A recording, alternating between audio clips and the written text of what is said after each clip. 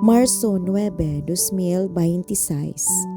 Pagbasa gikan sa Santos nga Ebanghelyo sumala ni San Lucas. Sa dihang nahiabot na si Jesus sa Nazaret, miingon siya sa mga tao sa sinaguga, "Apan sultihan ko kamo niini, ang usa ka propeta dili gayo dawaton sa iyang kaugalingong lungsod. Pamati kamo kanako, tinuod nga daghang mga biyuda didto sa Israel sa panahon ni Elias, sa dihang walay ulan sulod sa 3 ka tuig ug tunga, ug may dakong gutom sa tibuok yuta. Apan wala ipadala si Elias ngadto sa bisan usa kanila, kundili ngadto hinuon sa biyuda sa Sarepta sa kayutaan sa Sidon.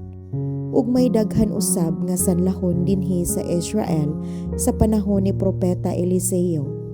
Apan walay bisan usa kanila nga naayo gawas kang Naaman nga taga Syria.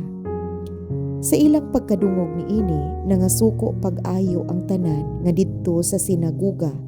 Nanindog sila ug ilang gitaral si Jesus ngadto sa gawas sa lungsod ug gidala ngadto sa tumoy sa bungtod diin natukod ang ilang lungsod aron ihulog siya sa pangpang. Apan miagi siya sa taliwala sa katawhan ug mipahilayo.